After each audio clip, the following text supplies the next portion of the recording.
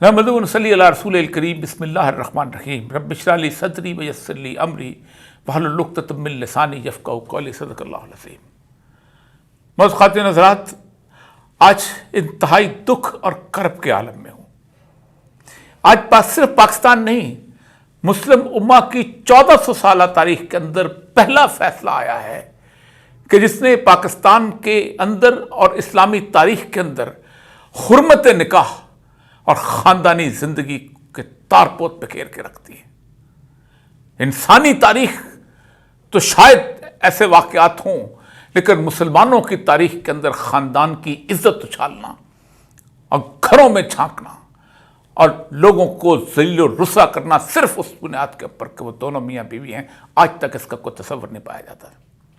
بدترین مغربی معاشرے کے اندر بھی اگر کوئی شخص شادی کر لیتا ہے تو اس کی پہلے کی زندگی جو ہے اس کو لوگ فراموش کر دیا کرتے ہیں، اسکینڈلائز نہیں کیا کرتے۔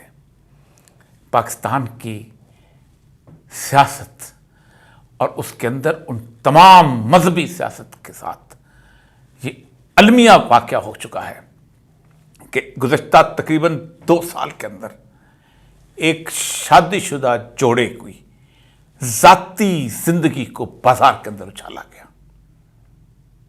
آپ حیران ہوں گے کہ وہ شادی شدہ جوڑا معاشرے کے اندر جو رسول اللہ صلی اللہ علیہ وسلم فرمایا کہ نکاح کرو، اس کا اعلان کرو، اس کے مصداق کے اوپر کھڑا ہے۔ پوری اسلامی تاریخ، فقہ کی کتابیں اٹھائیں تو ایک سب سے اہم ترین دلیل یہ دی جاتی ہے عدت کے بارے میں کہ اس کے اوپر عورت کی گواہی سب سے اہم ترین ہوتی ہے، جس کو طہر کہتے ہیں، کہ اس نے 3 پاکیزگی کے لمحے گزارنے ہیں۔ ان تمام علماء کرام کے سب سے بڑے اس وقت مفتی اعظم مفتی تقی عثمانی نے سپریم کورٹ کے اندر اس بات کے اوپر فیصلہ دے دیا تھا کہ گواہی اس کی فان ہے، اور مفتی تقی عثمانی نے خود فیصلہ نہیں دیا تھا، میرے آقا سید الانبیاء صلی اللہ علیہ وسلم نے فیصلہ دیا تھا۔ کیا یہ جرم تھا؟ کیا اس جرم کی سزا 7 سال ہونی چاہیے تھی؟ پھر اس کے بعد آپ نے ایک شخص میں اس کے مقدمے کے ڈیٹیل میں جاؤں تو اتنی گندگی ہے، اتنی غلاظت ہے کہ پاکستان کی پوری قوم کے منہ کے اگر مل دی جائے تو شاید اس کو بھی شاید کم ہو۔ کیا آپ نے اپنے سیاسی مقاصد کے لیے ایک شخص کو جیل میں رکھا، اس کو ٹارچر کیا؟ مجھے نہیں پتا ٹارچر کیا کہ نہیں کیا، لیکن اس کے بعد 6 سال کے بعد اس کو اپنے بچوں کی ماں کے بارے میں ایسے الفاظ بلوائے گئے۔ کیا آپ گوارا کرتے ہیں کہ آئندہ آنے والی نسلوں کے اندر تم لوگوں کی مائیں اور تم لوگوں کی بیویاں اور تم لوگوں کی بیٹیوں کے بارے میں ایسے الفاظ بولے جائیں اور ان کے بچے زندگی بھر یہ سنتے رہیں؟ مجھے سب سے زیادہ تکلیف اپنے مذہبی طبقے کے ساتھ ہے۔ ایک عورت جو کہ کم لباس کے اندر ہوتی ہے اور اس کو اگر کوئی چھیڑتا ہے تب دنیا کا سارا سیکولر طبقہ اس کے سامنے آ کے کھڑا ہو جاتا ہے، اس کے تحفظ میں کھڑا ہو جاتا ہے۔ ایک باحجاب عورت کھڑی ہوئی تھی، تم چپ رہے، تم مسلطن خاموش رہے، تم سیاست تم نے خاموش کر کی۔ کہاں گیا تمہاری خاندانی نظام کی اور کہاں گیا تمہارے حجاب کے دعوے؟ کیا مولانا مودودی کی کتاب پردہ بیچ کے اور ان لوگوں کو پڑھا کے تم سمجھتے ہو کہ اس کے بعد تم بری ذمہ ہو جاؤ گے اس خاموشی سے؟ کیا تم وہ بڑے فتوے جو خاندانی نظام کے اوپر ہیں اور وہ جو من ستر المسلم و ستر اللہ الیوم القیامہ، جو مسلمان کی پردہ پوشی کرتا ہے اللہ تعالیٰ قیامت میں اس کی پردہ پوشی کرتا ہے، جو خاوند اور بیوی کو ہن لباس لکم وانت لباس لہن ایک دوسرے کے ملبوس ہیں، یہ آیات سنا کے تم بری ذمہ ہو جاؤ گے، خواہ تم دیوبند کے پڑھے ہوئے ہو خواہ تم بریلی کے پڑھے ہوئے ہو؟ کیا تم ڈاکٹر اسرار صاحب کی مغرب کی اتنی بڑی تقریریں سنوا کے آج بڑی ذمہ ہو جائے گا؟ وہ لوگ تو اپنا اجر لے گئے اس دنیا سے، سیدنا مودودی بھی اپنا اجر لے گئے، ڈاکٹر اسرار بھی لے گئے، حافظ حسین مدنی بھی لے گئے، سب لے گئے۔ تم کہاں کھڑے ہو؟ مولانا احمد رضا بریلوی بھی لے گئے، تم کہاں کھڑے ہو؟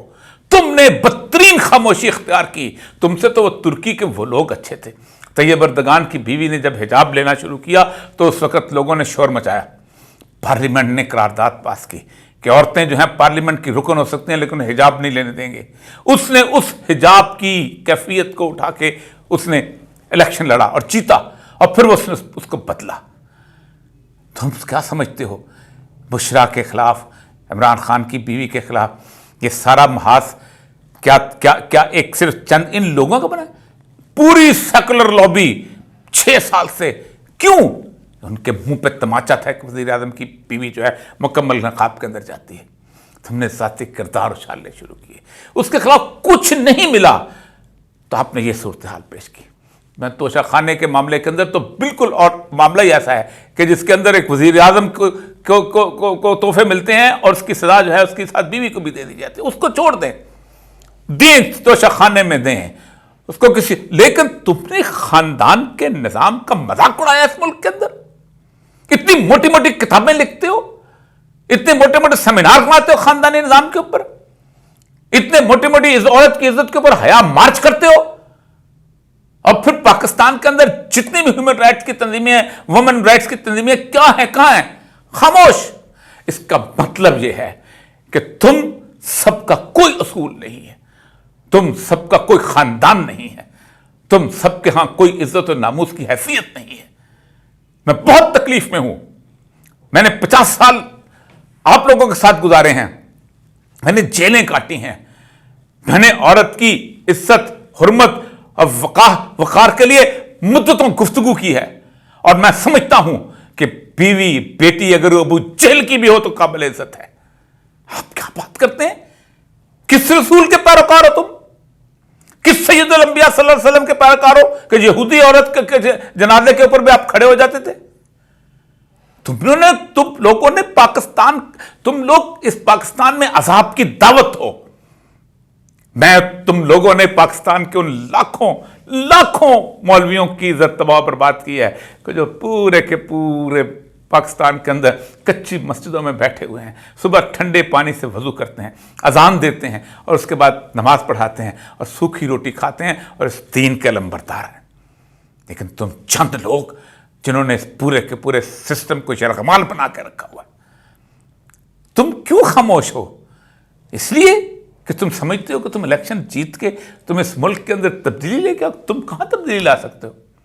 تمہارے بس میں ہو تو تم اپنے مخالف کی, ہر شخص کی عورت کا اسی طرح مذاق اڑاؤ, اسی طرح اس کے ساتھ کرو. کس جرم میں 7 سال سزا دے؟ تمہیں نہیں پتا کہ فقہ کے اندر یہی چیز ہے کہ اگر عدت کے دوران اگر غلطی سے شادی ہو جاتی ہے تو اس کا دوبارہ نکاح پڑھ دیا جاتا ہے. کسی نے بولا؟ کوئی بولا کہ اس ملک کے زوال کے اوپر مہر ہے؟ اور یاد رکھو ایک بات بہت طے ہے کہ اللہ تعالیٰ کے ایک اصول ہے کہ جب معاشرے میں اس طرح کی بدی پھیل دے تو پوری کی پوری نسل کو بدل کر دیتا ہے اور اس کے ہاں دوسری نسل بات کر دیتا ہے, اور وہ نسل آ چکی ہے. اس نسل کے ہاں پرچم اور ہے. وہ نسل جو ہے وہ اللہ اس کے رسول کو واقعی مانتی ہے, اسی لیے وہ سمجھتی ہے کہ یہ تم لوگوں نے اب جو جمبہ اور دستار پہن رکھے ہوئے ہیں, تم لوگوں نے جو ہیومن رائٹ ایکٹیویزم کا لبادہ پہن رکھا ہوا ہے, تم لوگ جو عورت کی عزت اور عصمت کی باتیں کرتے ہو, کوئی سیکولرزم کے نام پہ کرتا ہے, کوئی مذہب کے نام پہ کرتا ہے, تم لوگ بنیادی طور پر نہ مذہب کو مانتے ہو اور نہ تم سیکولر لبرل ویلیوز کو مانتے ہو. یہ ملک تم لوگوں کی وجہ سے برباد ہوا ہے, اس لیے کہ تم لوگوں نے جب بھی کبھی ایسا کوئی موقع آیا ہے تو تم نے اخلاقیات کا دامن ہاتھ سے چھوڑ دیا. ہم نے بچپن سے ممبر و محراب میں تم لوگوں کی گفتگو سنی ہوئی ہے. میں باتیں نہیں کرنا چاہتا.